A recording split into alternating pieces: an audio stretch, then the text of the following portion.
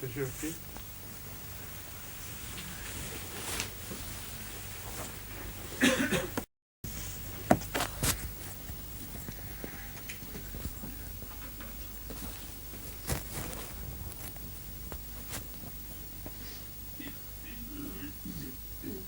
پتہ نہیں کیوں الٹ لگانے کا شوق ہے ان کو،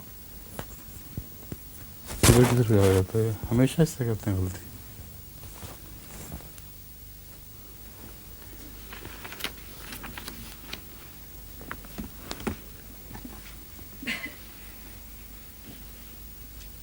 انتالیس آیت سبا کی تلاوت کرنی ہے اس کی. اعوذ باللہ من الشیطان الرجیم، بسم اللہ الرحمن الرحیم. والذین یسعون فی آیاتنا معاجزین اولئک فی العذاب محضرون. قل ان ربی یبسط الرزق لمن یشاء من عباده ویقدر له وما انفقتم من شیء فهو یخلفه وهو خیر الرازقین. ویوم یحشرهم جميعا ثم یقول للملائکة هؤلاء إياكم كانوا يعبدون قالوا سبحانك أنت ولينا من دونهم بل كانوا يعبدون الجن أكثرهم بهم مؤمنون.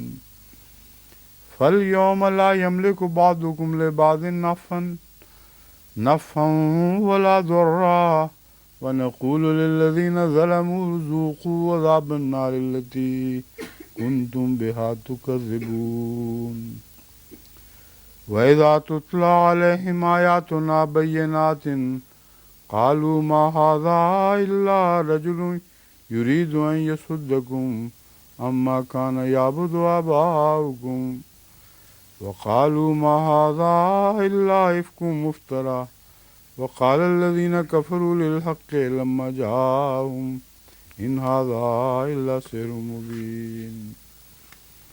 وما آتيناهم من كتب يدرسونها وما أرسلنا إليهم قبلك من نذير وكذب الذين من قبلهم وما بلغوا معشار ما آتيناهم فكذبوا رسلي فكيف كان نكير.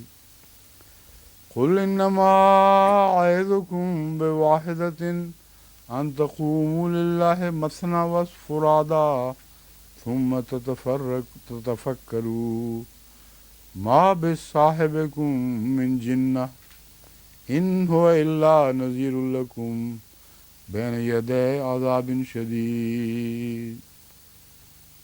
قل ما سألتكم من أجر فهو لكم إن أجري إلا على الله وهو على كل شيء شهيد.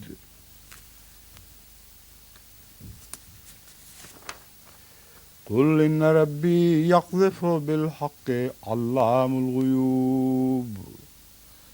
قل جاء الحق وما يبدئ الباطل وما يعيد.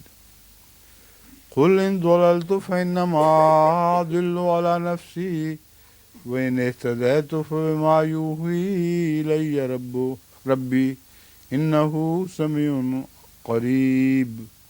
ولو ترى إذ فزعوا فلا فوت وأخذوا من مكان قريب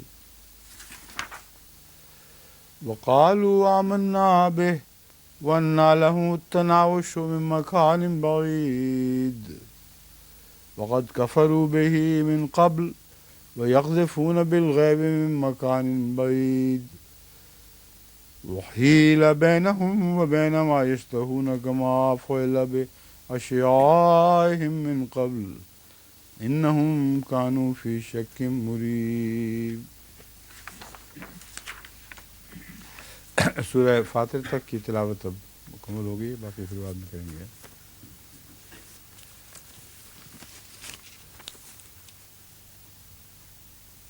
میں نے کہا جو اپنی لائن ہے نا آگے یہ پوری کر لیا کریں تاکہ جب میں نظر اٹھاؤں تو کسی عورت کے چہرے پہ نہ پڑا کرے.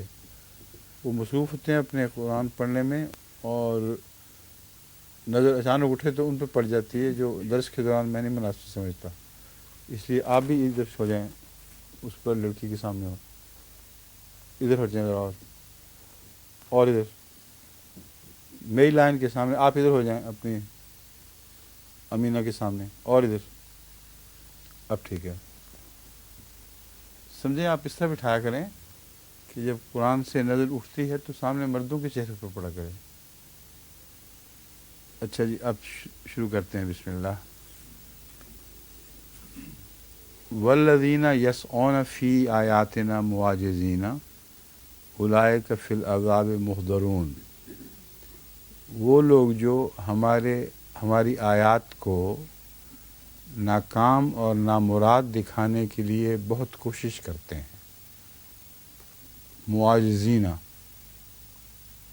وہ کوشش کرتے ہیں کہ ہماری آیات کو بیکار و بے معنی اور بے حقیقت و بے مقصد دکھانے میں کامیاب ہو جائیں۔ وہ لوگ ہیں جو عذاب میں حاضر کیے جائیں گے۔ یہ جو سرکشوں کے سردار ہیں ان کی طرف اشارہ ہے۔ ان کا عذاب میں حتمی طور پر حاضر کیا جانا قرآن کریم کی دوسری آیات سے بھی ثابت ہے۔ عامۃ الناس نسبتاً کم ملزم ہیں، اللہ بہتر جانتے ہیں اس کے ساتھ کیا سلوک ہوگا۔ اکثر تو جو ان کے پیچھے چلنے والے ہوتے ہیں وہ پکڑے تو جاتے ہیں، مگر ان کے اندر یہی جرم جو ان کے سرداروں میں ظاہری ہے باطنی طور پر موجود ہوتا ہے۔ اس لیے مرکزی پکڑ کی جگہ، پکڑ کا نقطہ یہی ہے جو بیان ہوا ہے۔ ان کے پیچھے جو عوام چلتے ہیں ان کو اگر موقع ملے وہ قوم کے سردار بنے تو باطنی طور پر ایسی ٹیڑھا مزاج رکھتے ہیں کہ ایسے ہی ہو جائیں گے۔ بس یہ مرکزی وجہ ہے جو لوگ پکڑے جاتے ہیں، ورنہ خیال آ سکتا ہے کہ عامۃ الناس بیچارے تو پیچھے لگ گئے تھے، ان کو کیوں پکڑا گیا۔ قرآن کریم نے دوسری آیتوں میں اس کو کھول دیا ہے کہ وہ جب کہیں گے تو ان کے سردار ان کو کہیں گے تو ہمارے پیچھے لگے کیوں تھے۔ صاف پتہ چلتا ہے کہ کوئی بھی بے جرم نہیں پکڑا جائے گا۔ قل ان ربی یبسط الرزق لمن یشاء من عبادہ ویقدر لہ، تو کہہ دے کہ میرا رب اپنے بندوں میں سے جس کا رزق چاہے کشادہ فرماتا ہے، اور جس کے لیے چاہے اسے تنگ بھی کر دیتا ہے، اپنے بندوں میں سے، من عبادہ ہی، وما انفقتم من شیء فہو یخلفہ، اور جو چیز بھی تم خدا کی راہ میں خرچ کرتے ہو، جو کچھ بھی انفقتم خدا کی راہ تم خرچ کرتے ہو، من شیء کسی چیز میں سے کچھ، فہو یخلفہ، تو وہ اس کے پیچھے کوئی بدلہ ضرور دیتا ہے۔ یخلفہ میں اس کے پیچھے ایک عمل دکھاتا ہے۔ وہو خیر الرازقین، اور جو کچھ تم خرچ کرتے ہو وہ بھی خدا کے رزق سے ہی خرچ کرتے ہو، مگر جب خدا اس کے خرچ کرنے کے نتیجے میں ایک بدلہ دیتا ہے تو وہ بہت بہتر رزق عطا فرماتا ہے۔ خیر الرازقین میں ہر کوشش جو انسان کی تھی اس کے مقابل پر اس کو خیر الرازقین، اس خدا تعالیٰ کی صفت کو رکھا گیا ہے۔ بس جو کچھ بھی تم نے ذرہ بھی خرچ کیا اس کے پیچھے جو بدلہ آئے گا وہ اس سے بہت بہتر رازق خدا کی طرف سے ہوگا، یعنی جو کچھ تمہیں دیا ہوا ہے وہ اس کے مقابل پر کچھ بھی دکھائی نہیں دے گا۔ وَيَوْمَ يَحْشُرُهُمْ جَمِيعًا، اور جس دن وہ ان سب کو اکٹھا فرمائے گا، اکٹھا ایک جگہ جمع کرے گا۔ یاشروں کا معنی جمع کرنا، یعنی ایک جگہ، جمیعاً اکٹھا سب کو۔ تو جس دن وہ ان سب کو اکٹھا کرے گا پھر یقول للملائکۃ، فرشتوں سے یہ فرمائے گا، اہؤلاء ایاکم کانوا یعبدون، کیا یہ لوگ ہیں جو تمہاری عبادت کیا کرتے تھے؟ ایاکم میں ایک تخیر کا انداز ہے، ہاولائے میں، معاف کرنا، ہاولائے میں یہ جو تم انبوہ کثیر دیکھ رہے ہو، کیا یہ لوگ ہیں جو تمہاری عبادت کیا کرتے تھے؟ فرشتے اس کے جواب میں عرض کریں گے قالوا سبحانک، اے ہمارے اللہ تو پاک ہے۔ اللہ کا لفظ ظاہر نہیں ہے مگر اس میں مضمر ہے۔ قالوا سبحانک، وہ خدا کو مخاطب کرتے ہوئے جواباً کہیں گے سبحانک، تو پاک ہے، انت ولینا، تو ہمارا ولی ہے، من دونہم، ان کے سوا یا ان کی بجائے۔ یہ لفظاً ہے مگر عملاً اس کا معنی یہ نہیں ہے، عملاً یہ ہے انت ولینا من دونہم، ان کے شر اور ان کے فتنہ و فساد سے پرے، ان کے درمیان میں تو حائل ہے، تو ہمارا ولی ہے جو ہمیں ان کے فساد اور بیہودہ سرائیوں سے بچانے والا ہے۔ من دونہم میں ایک پردے کے طور پر بیان فرمایا گیا ہے کہ اے خدا تو حائل ہے ہمارے اور ان کے درمیان اور تو جانتا ہے۔ بل کانوا یعبدون الجن، وہ تو بڑے لوگوں کی عبادت کیا کرتے تھے یا وہم و گمان کی عبادت کیا کرتے تھے۔ جن میں دونوں چیزیں شامل ہیں، یعنی اگر فرشتوں کی بات ہے تو یہ ان کا وہم و گمان تھا، جن کوئی حقیقت نہیں تھی اس میں، اور اگر دنیا والوں کی عبادت تھی جو عملاً وہ کیا کرتے تھے تو ہر بڑے لوگ کی، ہر بڑی چیز کی وہ عبادت کیا کرتے تھے۔ اکثرہم بہم مومنون، ان میں سے اکثر وہ دنیاوی بڑے لوگوں پر ایمان بھی رکھتے تھے اور اپنے فرضی خیالاتی معبودوں پر بھی ایمان رکھتے تھے۔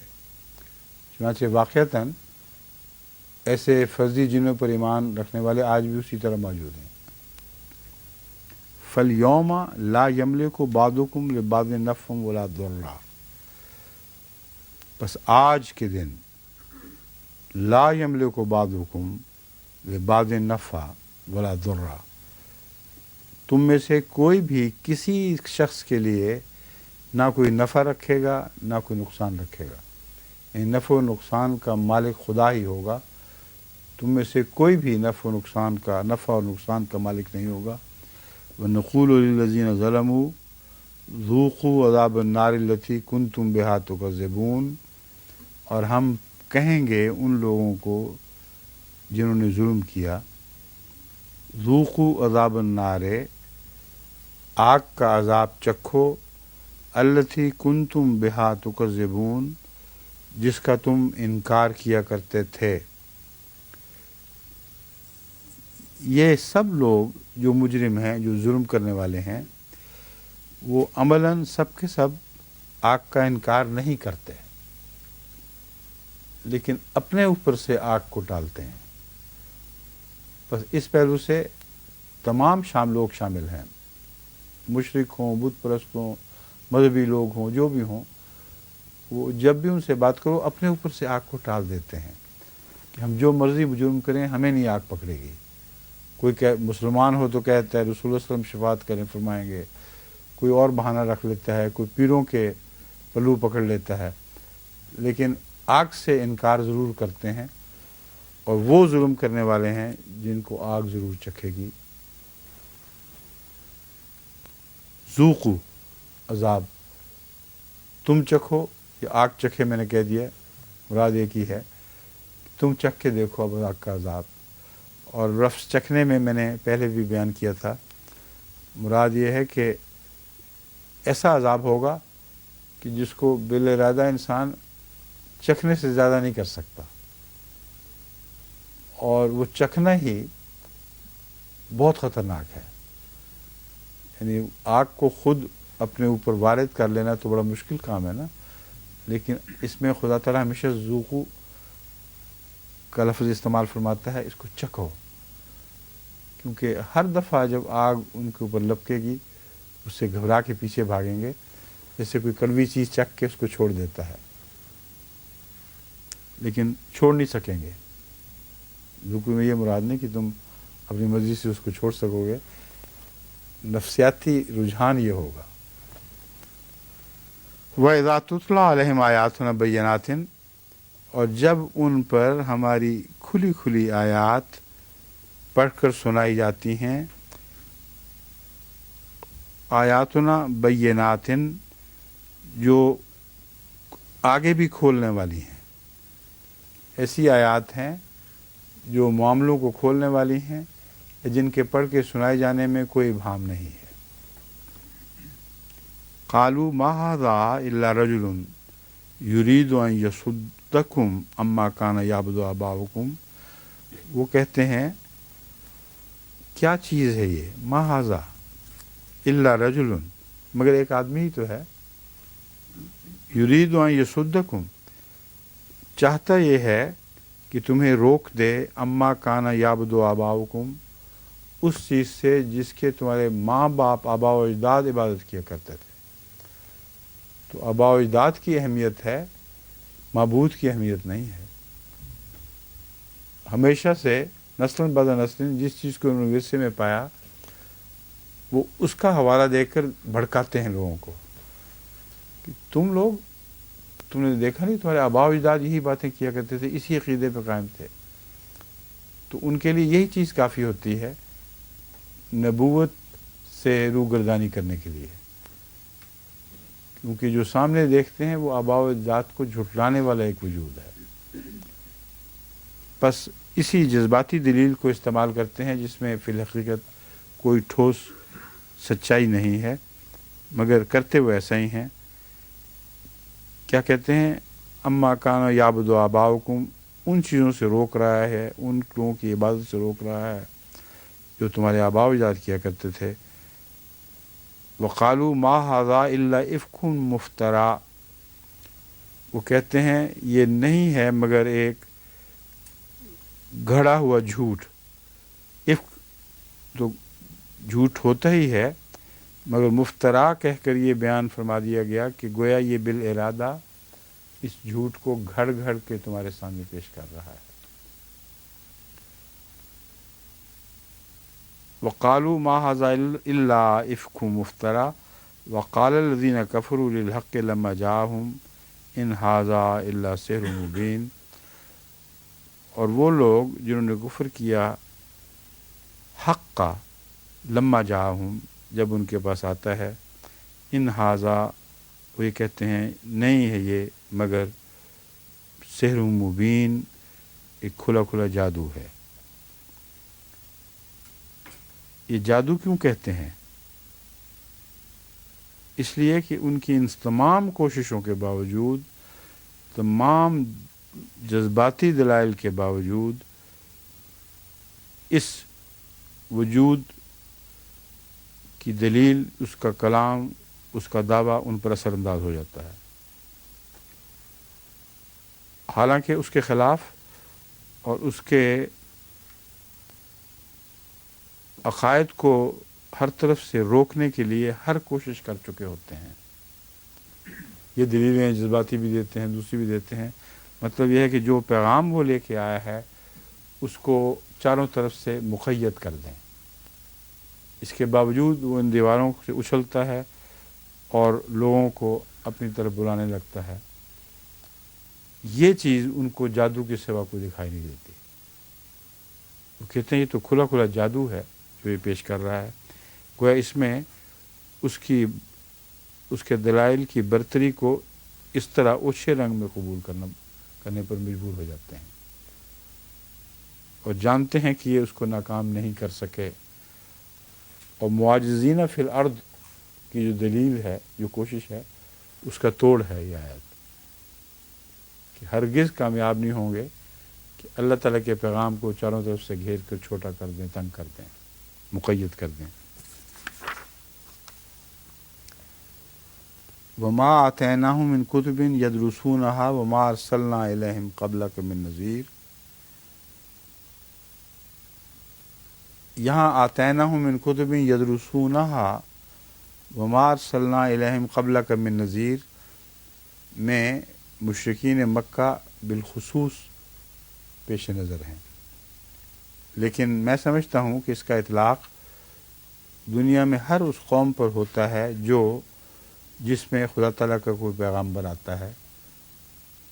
وہ کیسے ہوتا ہے میں آپ کو سمجھاتا ہوں۔ پہلی بات یہ ہے، یہ وہ لوگ ہیں جن کے پاس کوئی کتب نہیں ہیں جن کو وہ خود پڑھتے ہوں، یدرسونہا۔ وما ارسلناک الیہم قبلک من نذیر، اور تجھ سے پہلے ہم نے ان کی طرف کوئی ڈرانے والا نہیں بھیجا۔ حالانکہ دونوں باتوں کا دعویٰ قرآن کریم فرماتا ہے کہ اہل عرب، جن میں اہل کتاب بھی شامل تھے اور مشرکین بھی، جو دراصل حضرت ابراہیم اور حضرت اسماعیل کو ماننے والے تھے، ان دونوں کو کتابیں دی گئی تھیں، بھیجی گئی تھیں، اور اس کے باوجود اس کے علاوہ نذیر بھی ان میں آتے رہے ہیں۔ پھر اس آیت میں ان دونوں باتوں کا انکار کیوں ہو رہا ہے؟ پہلے یہ ہے بات جو غالباً میں پہلے بھی سمجھا چکا ہوں، ایک دفعہ پھر میں آپ سے پوچھ رہا ہوں، بتائیں مومن صاحب یا کوئی بتا دیں، کسی کے ذہن میں ہو بات۔ ہاں جی،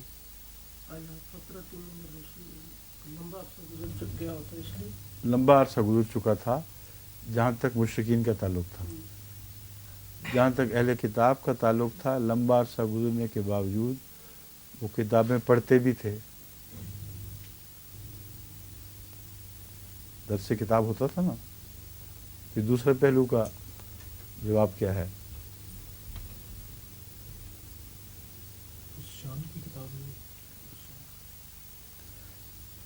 اس کا جواب دراصل سورہ جمعہ میں دے دیا گیا ہے کہ انہوں نے اپنی کتابوں کو گدھوں پر لاد دیا۔ تو عملاً میں یہ کہہ رہا تھا کہ ہمیشہ یہ بات پوری ہوتی ہے، عملاً کتاب کا براہ راست علم حاصل کرنا مفقود ہو چکا ہوتا ہے، اور ساری قوم کی یہی حالت ہو جایا کرتی ہے جب خدا کی طرف سے کوئی ڈرانے والا آتا ہے۔ تو یہ بحث نہیں کہ وہ کتاب ان میں تھی کہ نہیں تھی، جو بھی تھی اس کا بوجھ انہوں نے اپنے گلے سے اتار پھینکا تھا اور گدھوں پر ڈال دیا تھا، یعنی اس وقت کے علماء کا، اور ان کا پڑھنا نہ پڑھنا برابر تھا۔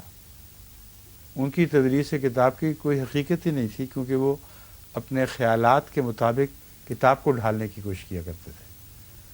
بس اس پہلو سے یہ آیت بہت اہم ہے، اور رسول اللہ علیہ وسلم کے وقت کی صورتحال کو بھی وضاحت سے واضح کر رہی ہے، اور ہمیشہ جب کوئی نبی آتا ہے اس زمانے کے حالات پر بھی روشنی ڈال رہی ہے۔ جہاں تک ان مخاطبین کا تعلق ہے جو اول مخاطب تھے، جیسا کہ شاید سے ظاہر ہے اہل عرب اول طور پر مخاطب تھے، ان کے متعلق خدا تعالیٰ فرماتا ہے وَكَذَّبَ الَّذِينَ مِن قَبْلِهِمْ وَمَا بَلَغُوا مِعْشَارَ مَا آتَيْنَاهُمْ فَكَذَّبُوا رُسُلِي فَكَيْفَ كَانَ نَكِيرِ۔ اس سے پہلے جو لوگ گزرے ہیں ان لوگوں سے، انہوں نے بھی جھٹلایا تھا۔ وَمَا بَلَغُوا مِعْشَارَ مَا آتَيْنَاهُمْ، اور وہ جو پہلے جھٹلانے والے لوگ تھے ان کو ہم نے 10واں حصہ بھی اس کا نہیں دیا تھا جو ان لوگوں کو دیا گیا ہے۔ فَكَذَّبُوا رُسُلِي، اور انہوں نے ہمارے رسولوں کو جھٹلا دیا تھا، یا وہی معنی ان کے متعلق بھی کہہ سکتے ہیں کہ انہوں نے پھر بھی جھٹلا دیا، مگر یہ صورتحال یوں اور کھل گئی ہے وَكَذَّبَ الَّذِينَ مِن قَبْلِهِمْ وَمَا بَلَغُوا مِعْشَارَ مَا آتَيْنَاهُمْ۔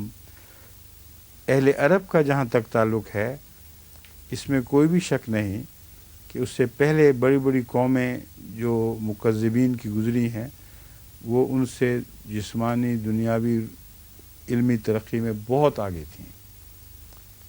تو اہل عرب پر تو یہ بات براہ راست جسماں ہوتی ہے، اور جو دوسرے لوگ ہیں بعد میں آنے والے یا اس سے پہلے، ان پر بھی اس مضمون کا اطلاق ہوتا ہے جو میں پہلے تفصیل سے بیان کر چکا ہوں، کیونکہ غلبہ کسی چیز کا کسی قوم کی بڑائی نسبتی ہوا کرتی ہے، اور بعض علوم خدا تعالیٰ نے منکرین سے پہلے ان منکرین سے یا ترقی یافتہ آج کے منکرین سے بھی پہلے بعض بڑی بڑی قوموں کو ایسے راز سمجھائے تھے کہ ان کو آج تک کا انسان بھی نہیں پا سکا۔ بس یہ ایک سلسلہ ہے جو تاریخی سلسلہ چل رہا ہے کہ خدا تعالیٰ کچھ لوگوں کو کچھ ایسی باتیں سکھا دیتا ہے تاکہ بعد کے آنے والا انسان یہ نہ کہے کہ ہم بھی اپنی کوشش سے ہر علم کو حاصل کر سکتے ہیں۔ اللہ تعالیٰ جس کو عنایت کرے اسی کو عنایت فرماتا ہے، اور کسی قوم کو ذاتی فخر کا حق نہیں رہتا۔ تو اس پہلو سے جہاں تک عربوں کا تعلق ہے وہ تو میں نے عرض کر دیا ہے کہ ان کی دنیاوی حالت ایسی تھی کہ اس سے پہلے تمام بڑی بڑی قومیں جو پہلے عرب میں بھی گزری ہیں یا اس سے پہلے گزر چکی ہیں وہ ان کے مقابلے پہ بہت زیادہ ترقی یافتہ تھیں۔ قل انما اعظکم بواحدہ، تو کہہ دے کہ میں تو تمہیں صرف ایک چیز کی نصیحت کرتا ہوں، ایک بات ایسی ہے جو مرکزی نقطے کی بات ہے، وہ تمہیں سمجھا دیتا ہوں، پھر آگے تمہاری مرضی جس طرح چاہو سلوک کرو۔ ان تقوموا للہ مثنی و فرادا، کہ تم اللہ کے حضور خدا کی خاطر دو دو اور ایک ایک کر کے کھڑے ہو جاؤ۔ ثم تتفکروا، یہاں دو دو میں صرف دو مراد نہیں ہے بلکہ دو دو کے لفظ کی تکرار بتا رہی ہے ایک سے زیادہ، وہ فرادا کے مقابل پر دو دو کا لفظ بولا گیا ہے۔ تم اکیلے اکیلے غور کرو یا آپس میں مل کر اکٹھے ہو کر غور کرو۔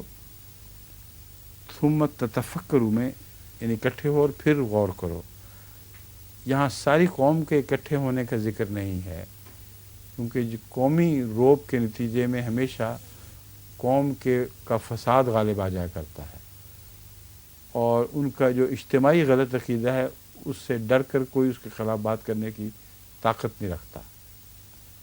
بس دو دو سے مراد چھوٹی ٹولیاں ہیں، چھوٹی ٹولیوں میں جن میں تم بے تکلف ہو آپس میں کھل کر اپنے معافی ضمیر کو بیان کر سکتے ہو اور اس کی تائید یا اس کا انکار کرنے کی طاقت رکھتے ہو۔ ان ایسی حالت میں تم لوگ اگر اکٹھے ہو کر غور کرو یا اکیلے اکیلے غور کرو تو ایک بات یقیناً تم پر ظاہر ہوگی، ما بصاحبکم من جنہ، کہ یہ تمہارا صاحب جو ہے یعنی محمد رسول اللہ صلی اللہ علیہ وسلم اس کو کوئی جنون نہیں ہے۔ جنہ جنون یا ان کے فرضی جنات کے نتیجے میں جو دماغ مختل ہو جایا کرتا تھا، دونوں کی طرف اشارہ ہے، اس کو کوئی جنون نہیں کہ تمہارے فرضی جنوں نے اس پر قبضہ نہیں کیا ہوا، اس کی باتیں وہ نہیں ہیں جو ایک حواس مختل ہونے والے انسان کی باتیں ہوں۔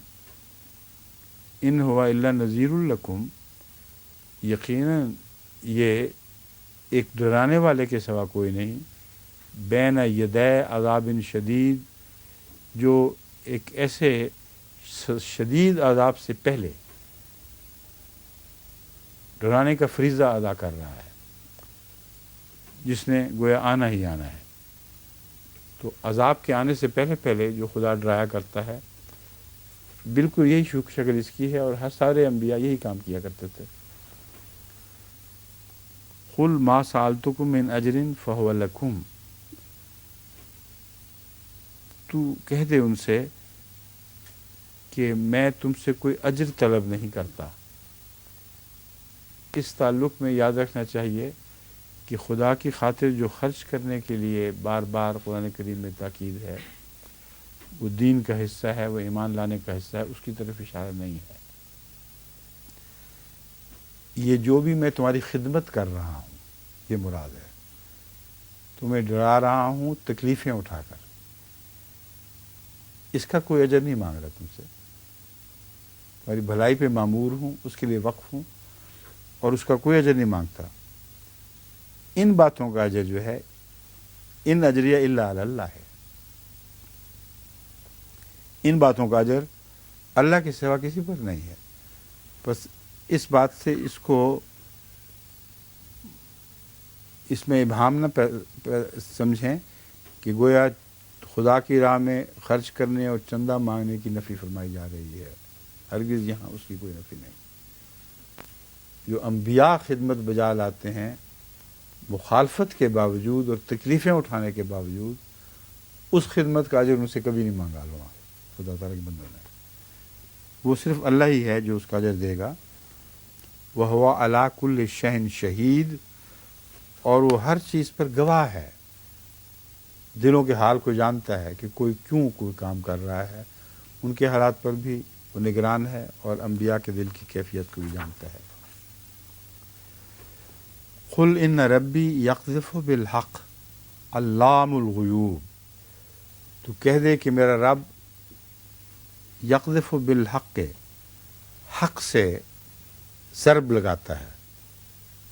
علام الغیوب، وہ غیبوں کا بہت جاننے والا ہے.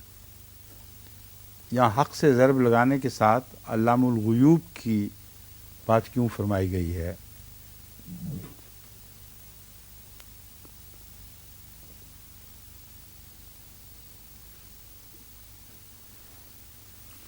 پہلی آیت کو پڑھ کر پھر ساتھ ملا کے دیکھیں.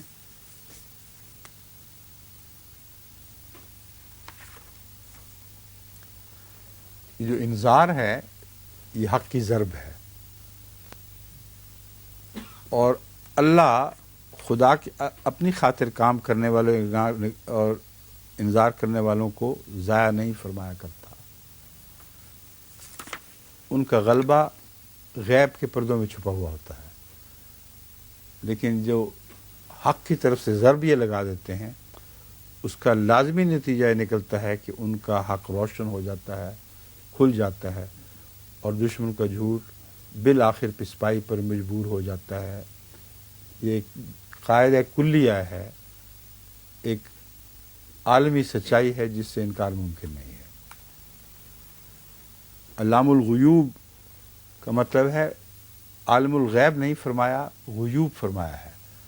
اس لیے کہ بہت سی فتوحات پردہ در پردہ مخفی ہوتی ہیں، اور جب ایک فتح سے پردہ اٹھتا ہے تو پھر عالم الغیب کا ایک جلوہ انسان دیکھتا ہے. پھر اور چھپی ہوئی فتوحات کا کے چہرے سے پردہ اٹھایا جاتا ہے. درس میں جو حضرت مسیح موعود علیہ السلام کا اقتباس پڑھ کے سنایا تھا اور بعد میں سورہ فتح کی آخری آیات کی پیشگوئیاں بتائیں تھیں، وہ بین ہی اس کے مطابق ہیں کہ حق کی فتح ایک ہی دفعہ میں ختم نہیں ہوا کرتی. پردہ در پردہ ان پر سے جو ابہام ہے وہ اٹھا دیا جاتا ہے، اور ہر دفعہ پردہ اٹھنے پر ایک نئی فتح کا چہرہ دکھائی دیتا ہے. یہ مطلب ہے قُلْ جَاءَ الْحَقُّ وَمَا يُبْدِئُ الْبَاطِلُ وَمَا يُعِيدُ، تو کہہ دے کہ حق آ چکا ہے، اور باطل کی نہ یہ حیثیت ہے کہ ابتدا میں غالب آئے، نہ یہ حیثیت ہے کہ بعد میں غالب آئے. کیونکہ ہر دفعہ جب بھی کوئی تبدیلی رونما ہوگی، حق ہی غالب آئے گا اور باطل ہی بھاگے گا.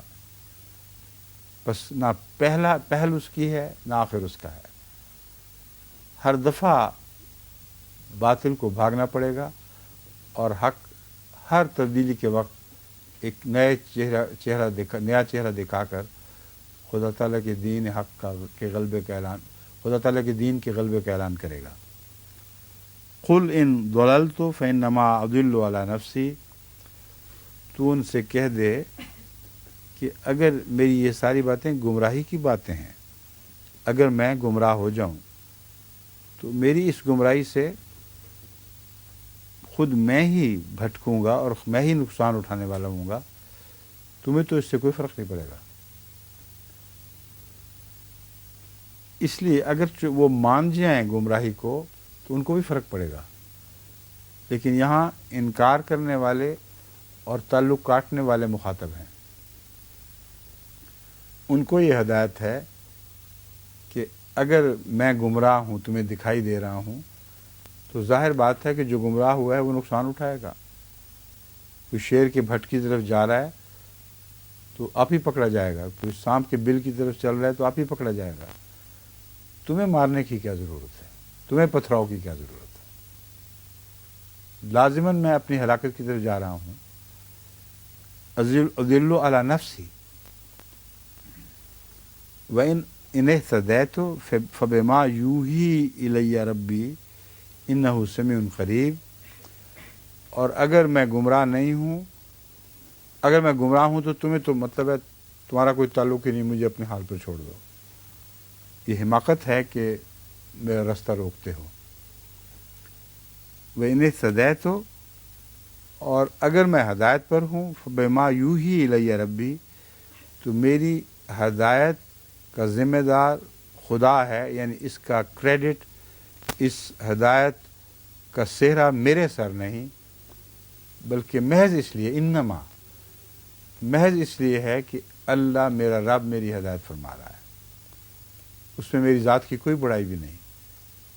تو میں جو کچھ بھی کر رہا ہوں بے نفسی سے کر رہا ہوں. انہ سمیع قریب، اور یاد رکھو کہ وہ بہت سننے والا ہے اور قریب ہے، یعنی ہمیشہ میرے ساتھ ہے، اور کبھی بھی تم خدا تعالیٰ کے منصوبوں کو ناکام نہیں کر سکتے. جو میری ہدایت فرما رہا ہے، اس کا ایک مطلب یہ بنتا ہے کہ ہر اس فیصلے کے وقت جو مجھے اختیار کرنا پڑتا ہے تمہاری چالوں سے بچنے کے لیے اور کامیابی کی طرف آگے بڑھنے کے لیے، ان تمام فیصلوں میں خدا میری ہدایت فرما رہا ہے.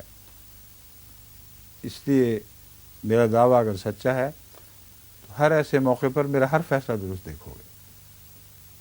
سمیع قریب میں خدا تعالیٰ کی ایسی حمایت مراد ہے جو ساتھ ساتھ چل رہی ہے.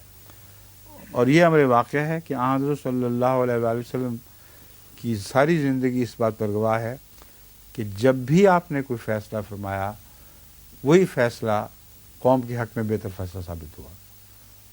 اس لیے یہ فیصلہ اپنی طرف منسوب نہیں فرما رہا ہے، خدا تعالیٰ کی الہام کی روشنی میں فیصلے ہوتے تھے اور ان کے غلط ہونے کا کوئی سوال ہی نہیں تھا، اور خدا ساتھ ساتھ دکھائی دیتا تھا کہ اس شخص کے ساتھ خدا ہے جس کے سب فیصلے درست ثابت ہوتے ہیں.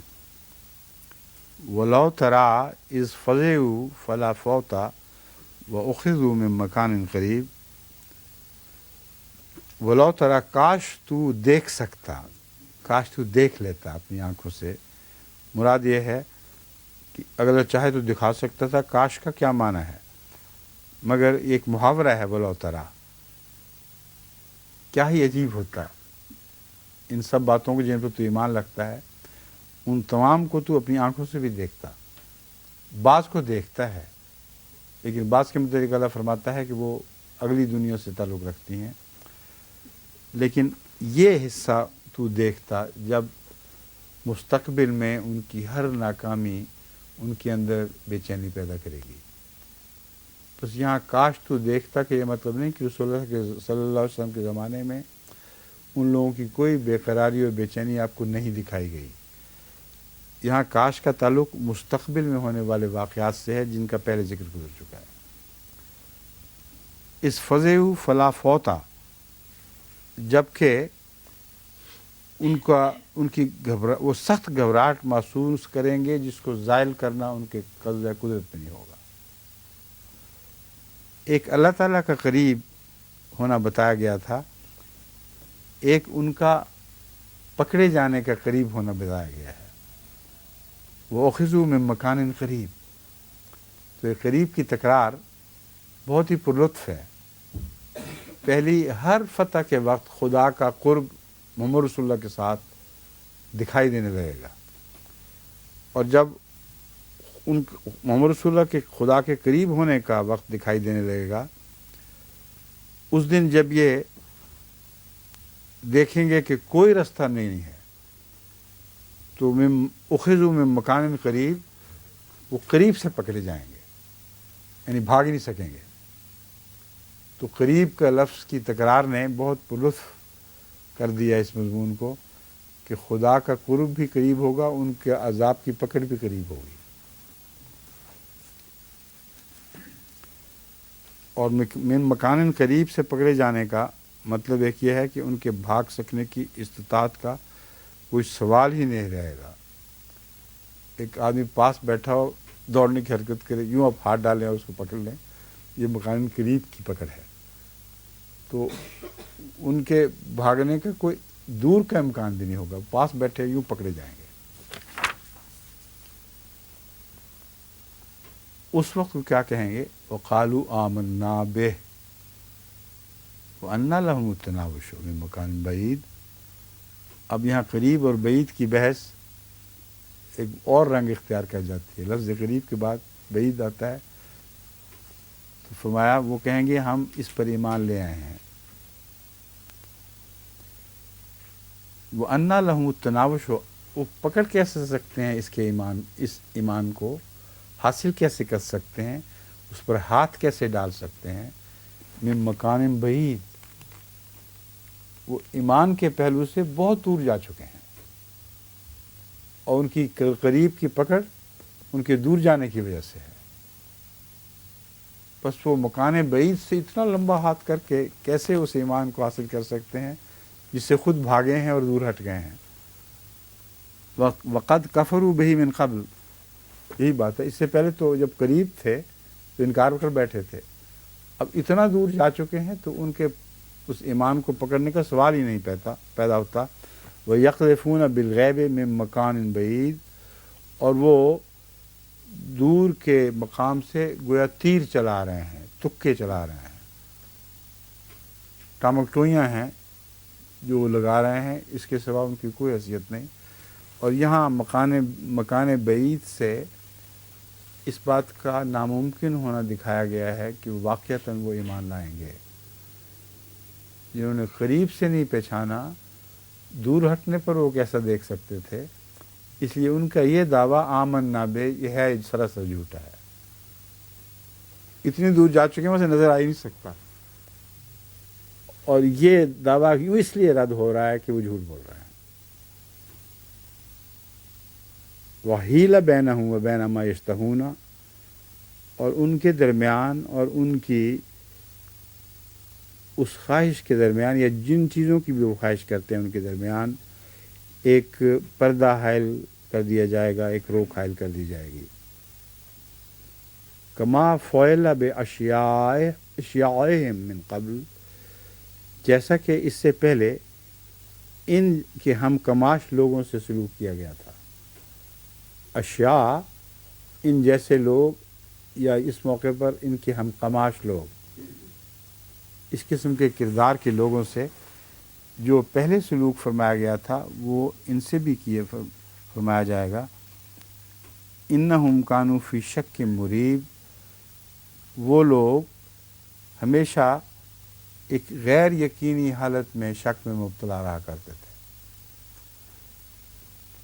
یہاں ہدایت کو نہ پہچاننا تو ظاہر ہے، مگر غیر یقینی حالت میں شک میں مبتلا ہونے کا مضمون یہ بتا رہا ہے کہ وقتاً فوقتاً ان کے اوپر ان کے سامنے ایسی علامات ظاہر ہوا کرتی تھیں کہ اگر چاہتے تو پہچان لیتے.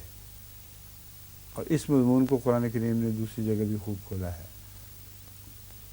تو یہ مراد نہیں کہ وہ اتنے اندھے تھے کہ نشانات ان کو دکھائی دے ہی نہیں رہے تھے. اگر یہ بات تھی تو ان کا پکڑا جانا ایک ظلم ہوگا، لیکن وہ لازماً ظالم ہیں کیونکہ ظلم منہ کی باتیں ہو رہی ہیں. کیونکہ ایسے وقت ان پر آیا کرتے تھے کہ وہ خواہش کرتے تھے کاش ہم ایمان لے آتے، مگر مجبوری، حالات کی مجبوری، نفس کے دھوکوں کی وجہ سے وہ ایمان سے دور رہیں گے. تو اس لیے یہ فرما رہا ہے اللہ تعالیٰ، انہم کانوا من شک فی شک مریب، وہ یقیناً ایک شک کی حالت میں غیر یقینی طور پر مبتلا رہا کرتے تھے. مریب اور شک دونوں ایک ہی مضمون کو ظاہر کرتے ہیں اور اکٹھے اس میں شدت پیدا کر دیتے ہیں. بس مریب میں نے نہ ادھر نہ ادھر، بیچ میں لٹکے ہوئے، شک میں مبتلا، لیکن یقین بہرحال نہیں تھا۔ شک کے مقابلے پر قرآن کریم نے یقین کو رکھا ہوا ہے، بس یقین نہیں آیا کرتا تھا مگر شبہ پڑا کرتا تھا۔ یہ ختم ہو گئی۔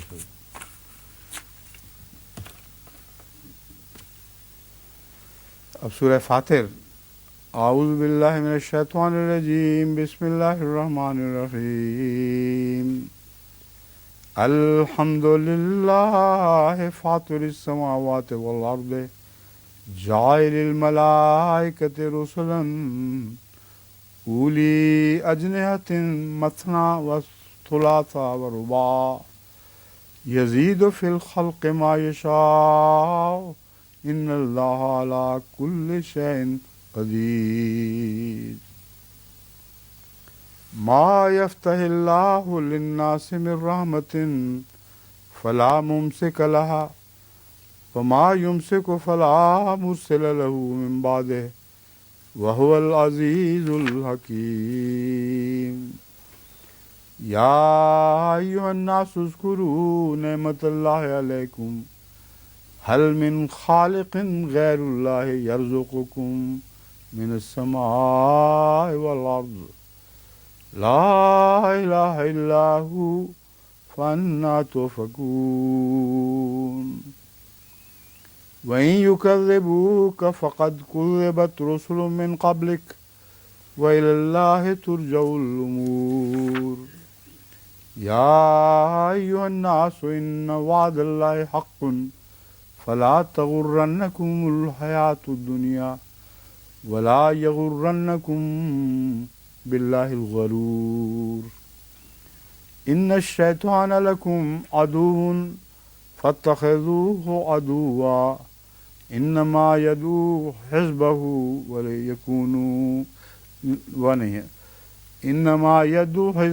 ليكونوا من أصحاب السعير۔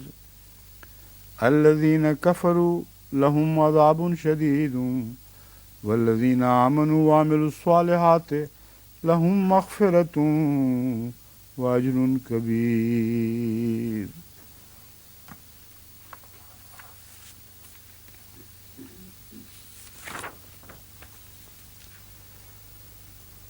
اللہ کے اعوذ باللہ من الشیطان الرجیم، میں شیطان رجیم سے اللہ کی پناہ میں آتا ہوں، اللہ کے نام کے ساتھ جو بے انتہا رحم فرمانے والا اور بن مانگے دینے والا ہے اور بار بار رحم فرمانے والا ہے۔ الحمد للہ فاطر السماوات والارض، تمام تعریف اللہ ہی کے لیے ہے جس نے زمین آسمان کو پہلی دفعہ پیدا فرمایا۔ یہاں بدا کا لفظ تو نہیں مگر فاطر کا لفظ ہے۔ فاطر ایک چیز کو پھاڑ کر الگ کرنے کے معنوں میں استعمال ہوا ہے، یعنی ہو سکتا ہے اشارہ کائنات کے اس وقت کے ساتھ طرف ہو جس میں سب چیزیں بند تھیں اور اللہ تعالیٰ نے اس کو کھول کر ایک تخلیق کی نئی صورت پیدا فرما دی، مگر عام خلق سے اس فاطر کا لفظ کا ایک فرق ہے۔ فاطر السماوات والارض میں آسمانوں اور زمین کی کلیتاً تمام تر مخلوق اور اس کے اندر مخفی خزائن کا ذکر فرمایا گیا ہے۔ جاعل الملائکۃ رسلا، وہ جو رسولوں کو اپنا پیغامبر یعنی پیغام رسانی کا نمائندہ بنا کر بھیجتا ہے۔ اولی اجنحۃ مثنی و ثلاث و رباع، وہ ایسے پروں والے ہیں جو 2 3 اور 4 ہیں۔ یزید فی الخلق ما یشاء، اور وہ اپنی خلق میں جو چاہتا ہے اس کا اضافہ فرما دیتا ہے۔ ان اللہ علی کل شیء قدیر، یقیناً اللہ تعالیٰ ہر چیز پر قادر ہے۔ یہ آیت جو اولین طور پر روحانی دنیا سے تعلق رکھتی ہے، یعنی ملائکہ کے وجود اور روحانی وجود اور جس کو چاہے جتنا چاہے بڑھا دے. اس میں رسول اللہ صلی اللہ علیہ وسلم کی وہ صلاحیتیں بیان ہوئی ہیں، بیان فرمائی گئی ہیں جن صلاحیتوں کا عام انسان تصور نہیں کر سکتا، کیونکہ پروں سے مراد صلاحیتیں ہیں. تو فرشتوں سے بھی زیادہ حضرت صلی اللہ علیہ وآلہ وسلم کی صلاحیتوں میں ترقی فرمانا تھا، اور جس کے لیے خدا چاہے اس اپنی خلق میں سے اس کے لیے ایسا کر سکتا ہے. یعنی 2 3 اور 4 صلاحیتوں پر اس کی تخلیق محدود نہیں ہے. ان اللہ علی کل شیء قدیر، یقیناً اللہ تعالیٰ ہر چیز پر قادر ہے. یہ تو عام روحانی معنی ہے.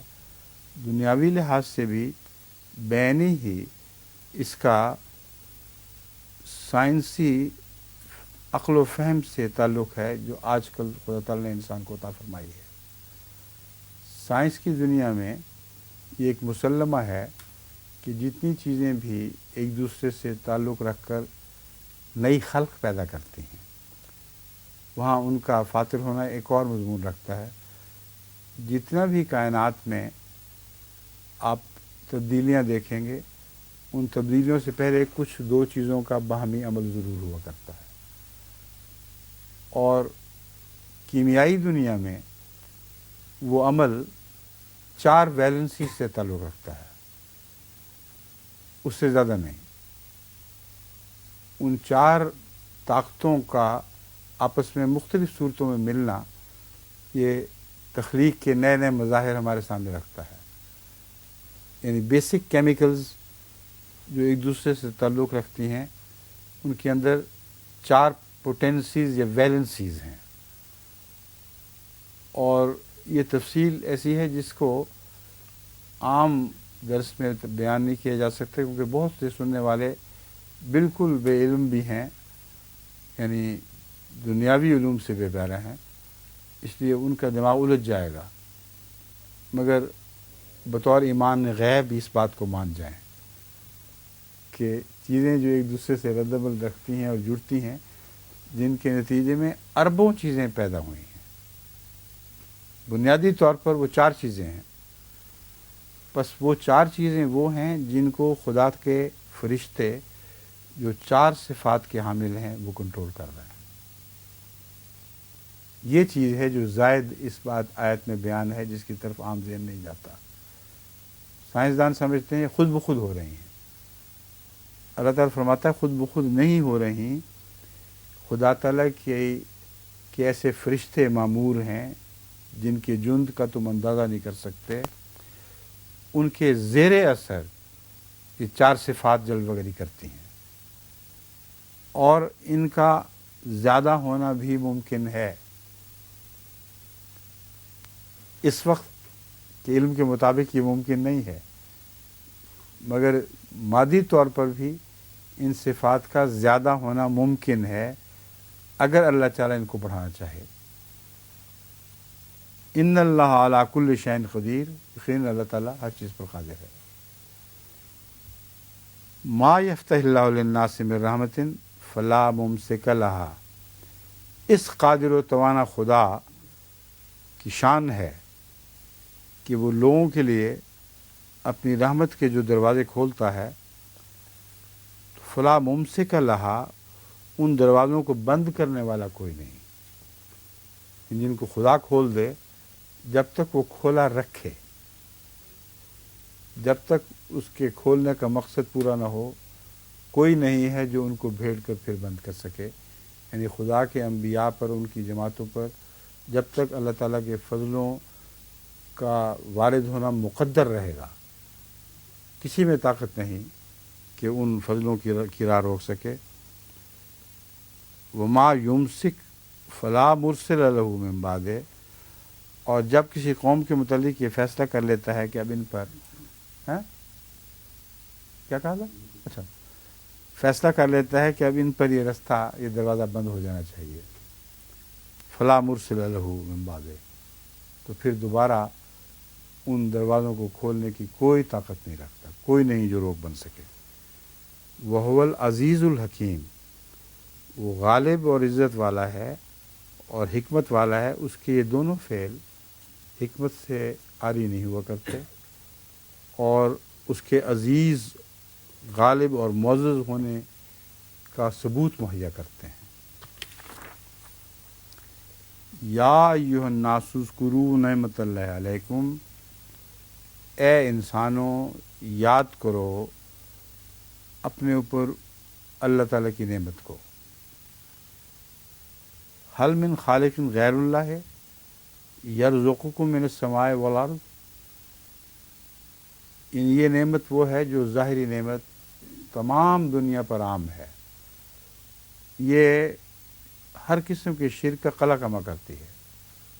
یہ عیسائیت کا بھی بہترین توڑ آیت ہے، کیونکہ یہاں ایسی نعمت کا ذکر ہے جو خلق السماوات والارض سے تعلق رکھتی ہے. حل من خالق غیر اللہ یرزقکم، نظام رزق آغاز سے لے کر اب تک ہر مخلوق سے تعلق رکھتا ہے، اور یہ نظام رزق غیر مبدل ہے اور سوائے ایک اللہ کے کسی اور اللہ کی طرف اشارہ نہیں کرتا. بس آسمانوں اور زمین سے ہر قسم کے رزق جو انسانوں کو مہیا کیا جا رہا ہے ان کو غور کرنا چاہیے، ہوش کرنی چاہیے کہ سوائے اللہ کے کوئی اور طاقت یہ استطاعت نہیں رکھتی اس ازل سے لے کر اب تک کا کہ جاری رزق کا انتظام کر سکے، وہ رزق جو ختم ہونے میں نہیں آتا. یہ گواہی ہے لا الہ الا ہو، اس بات کی کہ اللہ کے سوا کوئی معبود نہیں. فانا توفکون، بس تم کہاں الٹے پھرائے جا رہے ہو، الٹے پاؤں پھیرے جا رہے ہو. آج چونکہ دیر سے شروع ہوا ہے، ابھی نماز کی تیاری کرنی ہے، اس لیے میں اسی چوتھی آیت پر ختم کر رہا ہوں. باقی انشاءاللہ کل. ٹھیک ہے.